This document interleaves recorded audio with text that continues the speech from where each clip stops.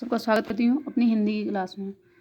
Students, ये 10th class की हिंदी का बिहारी लाल का वीडियो है। इसका जो फर्स्ट पार्ट है वो मैं पहले ही डाल चुकी थी, जिसमें बिहारी लाल के भक्ति संबंधी दोहे दिए गए थे। अब ये नीति संबंधी दोहे हैं, लगभग आपके शायद 6 ही हैं दोहे, जिन्हें हमें देखना है इनकी व्याख्या कैसे करनी है। एक बार फिर से हम देख लेते हैं। बिहारी लाल का जन्म 1595 ईस्वी में हुआ था। बसुआ गोविंदपुर में हुआ था, ग्वालियर के पास है ये। और इनका जो थोड़े से बड़े हुए तो बुंदेलखंड में इनका जीवन बीता, लेकिन जब इनकी शादी हो जाती है तो ये मथुरा चले आते हैं। और ये किसके राजा जयसिंह के दरबारी कवि थे, ठीक है। और इनकी जो मृत्यु थी वो 1663 ईस्वी में हुई थी, ठीक है। और इनका एक ही रचना ग्रंथ मिलता है जिसका नाम बिहारी सतसई है। इसमें 700 या 713 के समथिंग दोहे हैं। इनके दोहे के लिए या इनकी रचना के लिए एक दोहा प्रसिद्ध है, जिसके बारे में कहा जाता है, सतसैया के दोहरे ज्यों नाविक के तीर, देखन में छोटे लगें घाव करें गंभीर। तो हमें लग रहा है कि आपको इनका जीवन परिचय समझ में आ गया होगा। चलो देखते हैं इन दोहों में क्या बताया गया है। तो कह रहे हैं कि दुसह दुराजे प्रजान को, क्यों न बढ़े दुख द्वंद, अधिक अंधेरो जग करत, मिले मावस रवि चंद। क्या कह रहे हैं कि दुसह मतलब अत्यधिक कठिन होता है, दुराज मतलब दो राजाओं का, प्रजान मीन्स प्रजाओं के लिए, को क्यों कह रहे क्यों ना बढ़े मीन्स बढ़े, दुख दंड मतलब कठिनाई, दुख कठिनाई उन लोगों की, उन प्रजाओं की या उस प्रजा के दुख अत्यधिक क्यों न बढ़े, उनका जीवन दुस्सह क्यों ना हो या कष्टकारी क्यों ना हो। क्योंकि जिस राज्य में दो राजाओं का शासन हो, उस राज्य की प्रजा का दुख दोगुना क्यों ना हो या उनका दुख क्यों ना बढ़े। कैसे? जैसे अधिक अंधेरो जग करत, जैसे अत्यधिक अंधेरा हो जाता है कब? जब मिल जाते हैं कौन कौन, मावस में अमावस्या को, रवि और चंद्रमा। जब सूर्य और चंद्रमा मिल जाते हैं तो क्या होता है, अमावस्या की रात्रि को और भी ज़्यादा अंधेरा हो जाता है। कह रहे हैं कि इसी प्रकार अगर दो राजा एक राज्य में राज कर रहे होते हैं तो वहाँ की जनता का दुख और भी ज़्यादा बढ़ जाता है, ठीक है। देखो कैसे लिखना है आपको। लिख रहे हैं कि बिहारी लाल जी कहना चाहते हैं कि उस प्रजा के दुख के बारे में क्या कहा जा सकता है, या उस प्रजा का दुख क्यों न बढ़े जिस राज्य में दो राजाओं का शासन हो रहा हो। जिस राज्य में दो राजा होते हैं उसमें हमेशा ही प्रजा की दुर्गति होती है, ठीक है। कैसे? अधिक अंधेरो जग करत, जैसे और भी अंधेरा मतलब घना अंधेरा हो जाता है जब अमावस्या को रवि और चंद्रमा एक साथ मिल जाते हैं। वैसे ही जब दो राजा एक साथ किसी राज्य में शासन कर रहे होते हैं तो मतलब उनकी राज्य की जो प्रजा है उनके लिए दुख और भी ज़्यादा बढ़ जाता है, ठीक है। इसमें भी क्या है, मुक्तक शैली है, दोहा छंद है, ब्रज भाषा है, प्रसाद गुण है और नीति संबंधी बातों को बताया गया है। इसके लेखक कौन है? बिहारी लाल हैं, ठीक है। देखो नेक्स्ट क्या है। नेक्स्ट है आपका कह रहे हैं कि बसे बुराई जास्तन, ठीक है। बसे बुराई जास्तन ताही को सन्मान, भलो भलो कहे छावड़िए खोटे गृह जब उदान। कह रहे हैं कि बसे बुराई जास्तन, तो जिसके तन में जिसके शरीर में बुराई है, जिसके मन में बुराई बसती है, ताही को सम्मान। कह रहे आज के युग में जिसके शरीर में जिसके मन में बुराई बसती है, जो गलत कार्य करता है, ठीक उसी का क्या होता है, सम्मान होता है। जैसे नेता लोग हैं या फिर और भी व्यक्ति होते हैं, उन लोगों का या जो भी गलत काम करते हैं उनका ही आज के युग में ज़्यादा सम्मान किया जाता है, क्योंकि लोग उनसे डरते हैं इसलिए उनका ज़्यादा सम्मान करते हैं। और क्या कहते हैं, भलो भलो कहे छोड़िए, कहते हैं ये तो सीधे साधे हैं, भलो आदमी मतलब भलो भलो कहे छोड़िए खोटे गृह जप दान, ठीक है। जो सीधा साधा होता है उसे तो कोई गिनता नहीं है, छोड़ देता है, अरे क्या इनके पास क्या है, ठीक है। तो ऐसे छोड़ देते हैं। खोटे ग्रह जप दान, जबकि खोटे ग्रहों के लिए ही, जो हमारे ग्रह नक्षत्र खराब होने लगते हैं उन्हीं के लिए हम जप और दान करते हैं, जबकि भले के लिए हम कुछ भी नहीं करते हैं। इसीलिए कह रहे हैं कि जिस व्यक्ति के मन में बुराई बसती है या जिस किसी के अंदर बुराई होती है, आज के युग में उसी का सम्मान होता है, क्योंकि भले भले को तो सब लोग छोड़ देते हैं, जबकि खोटे ग्रहों का, जब हमारे ग्रह नक्षत्र सही नहीं चल रहे होते हैं, उसी के लिए हम जप दान आदि कराते हैं, ठीक है। तो क्या लिखोगे? बिहारी लाल कहना चाहते हैं कि आज के युग में जिसके अंदर बुराई बसती है, जो बुरा होता है उसका ही आज के युग में सम्मान होता है, जबकि भले भले व्यक्ति को तो भला भला कह करके तो छोड़ दिया जाता है। और खोटे ग्रह जो होते हैं, जो बुरे ग्रह होते हैं, नक्षत्र जो हमारे खराब दिन चल रहे होते हैं, उसके लिए ही हम जप दान आदि कराते हैं। तो इसके लिए क्या है, दोहा छंद है आपका, ब्रजभाषा का प्रयोग है, मुक्तक शैली है, प्रसाद गुण है, ठीक है, दोहा छंद है, नीति संबंधी बातें बताई गई हैं। और इसके लेखक कौन है, बिहारी लाल हैं। फ्रेंड्स एक चीज़ ध्यान, स्टूडेंट्स एक चीज़ ध्यान देना कि मैंने जो पुराना वीडियो कराया है, इसका पहला पार्ट कराया है, उसमें मैं मतलब कन्फ्यूजन बस सूरदास को बोलती गई हूँ, जबकि इनके लेखक कौन है, बिहारी लाल हैं। तो उसे एक बार करेक्ट कर लेना। देखो तीसरा क्या है, कह रहे हैं कि नर की और नर नील की, क्या कह रहे हैं कि नर की और नल नीर की गति एक कर जो है, जे तो नीचे होए चले ते तो ऊंचे होए।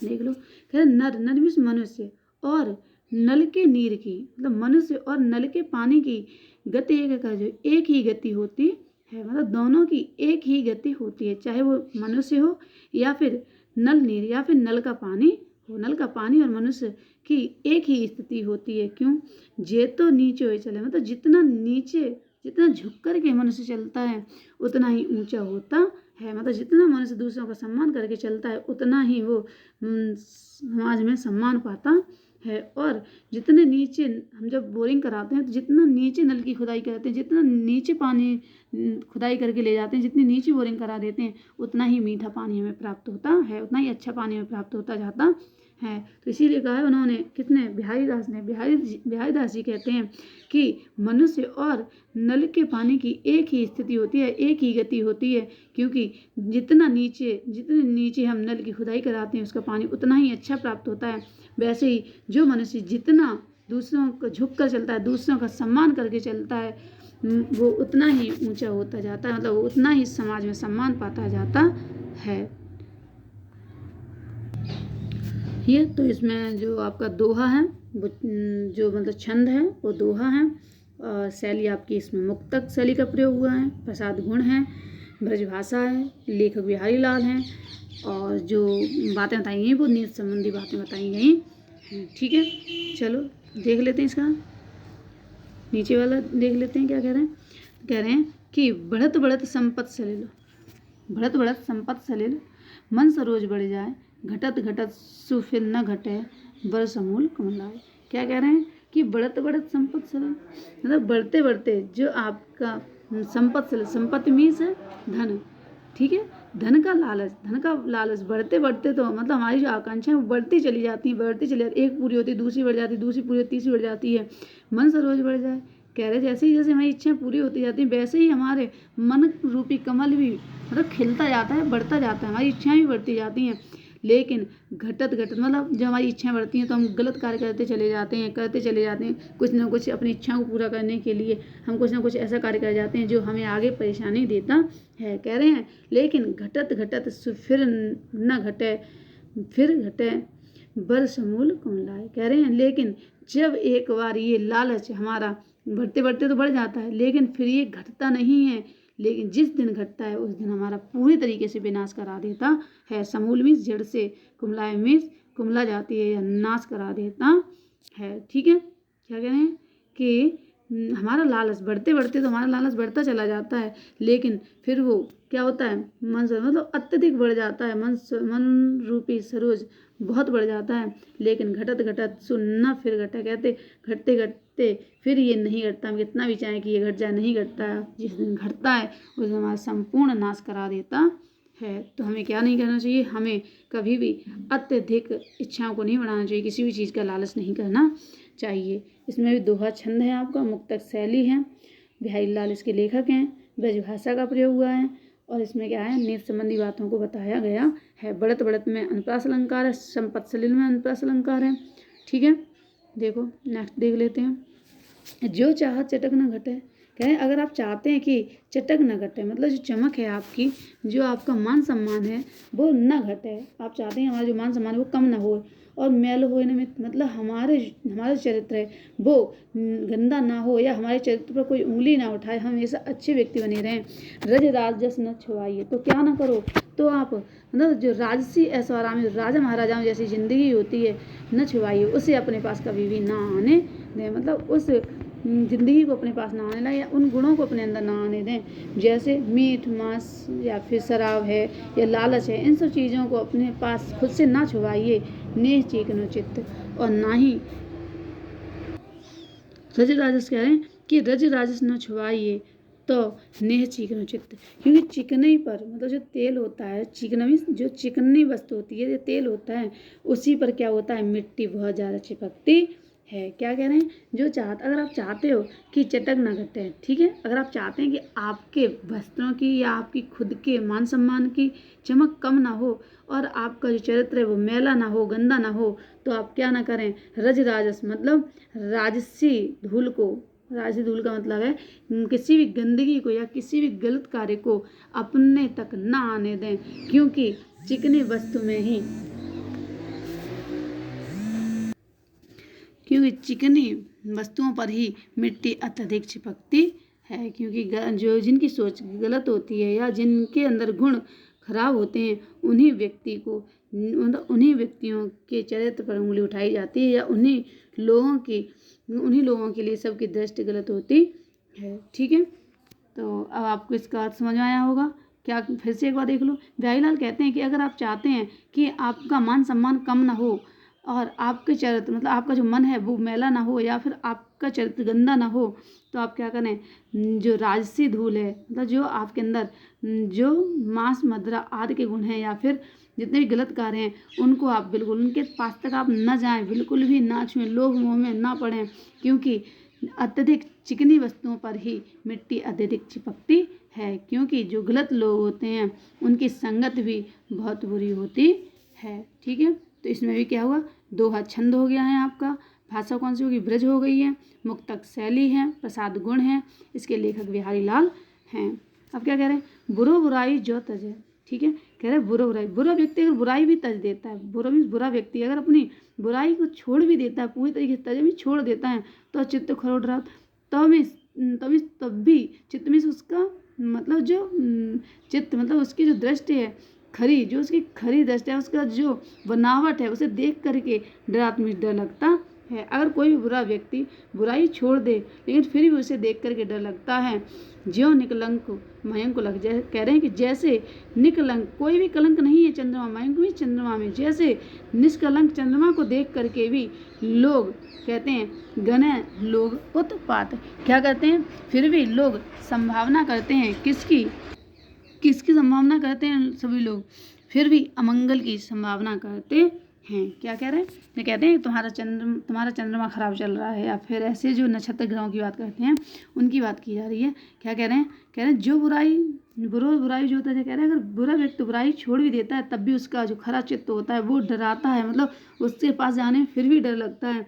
जैसे निष्कलंक चंद्रमा, मतलब चंद्रमा में कोई कलंक नहीं है, फिर भी उसे देख करके भी लोग फिर भी उसमें आशंका कर लेते हैं, किसकी, उत्पात मीन्स अमंगल की, फिर भी कल्पना कर लेते हैं कि चंद्रमा तुम्हारा मंगलकारी है, चंद्र के प्रभाव से ऐसा हो रहा है।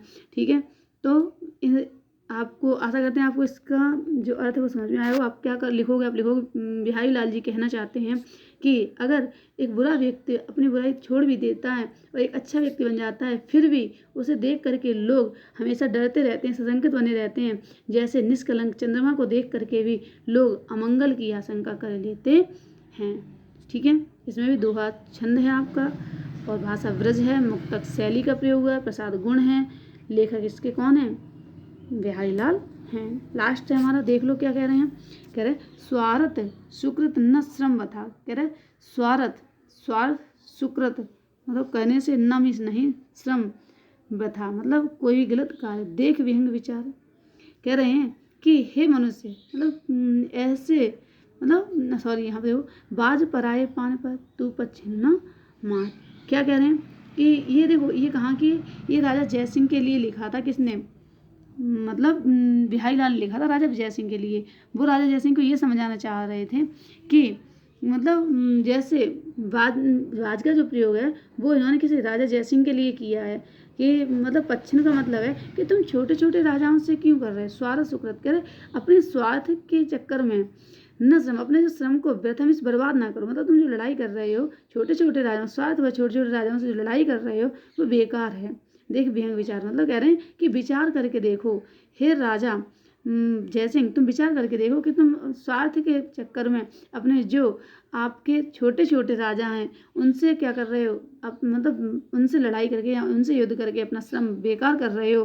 बाज पर आए पान पर तू पच्छिन न मार, कह रहे हैं कि तुम उन छोटे छोटे राजाओं के चक्कर में मतलब कितना मतलब अपने अच्छे तो अपना जो कार्य था वो अच्छे लोगों के लिए करते, अपना हाथ आप गलत तरीके से उठा रहे हैं लोगों पर, मतलब छोटे छोटे राजाओं को बिना बात के आप मार रहे हैं, जबकि आपको अपने हाथों के द्वारा तो क्या करना चाहिए, पुण्य करना चाहिए। बाज पराये पान पर, कह रहे हैं मतलब दूसरों के लिए अपना जो हाथ है वो उठा रहे हैं, तो पच्छन ना मार मतलब तू कोई भी गलत कार्य ना कर। हे राजा जय सिंह, तो क्या ना कर, अपने स्वार्थ में आकर के छोटे छोटे राजाओं का वध ना कर, या छोटे छोटे राजाओं पर क्या ना कर, युद्ध ना कर, ये अपवित्र कार्य ना कर। देख विहंग विचार, कह रहे अपने मन में विचार करके देखो कि तुम जो कर रहे हो अपने स्वार्थ के चक्कर में वो गलत कर रहे हो। क्योंकि बाज पराए, हे बाज मतलब हे राजा जय सिंह, तू दूसरे के चक्कर में आकर के अपने कर्मों को खराब ना कर, क्योंकि इसका फल तुझे देना पड़ेगा।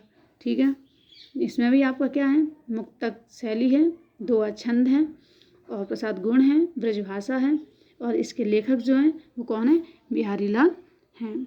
ठीक है, तो चलो स्टूडेंट्स, मैं आशा करती हूँ ये आपको समझ में आया होगा, और ये सभी जो दोहे थे वो बिहारी सतसई से थे। तो हमारा ये भी चैप्टर पूरा होता है, और देखते हैं नेक्स्ट वीडियो में हम क्या कर सकते हैं और क्या लाएंगे। धन्यवाद।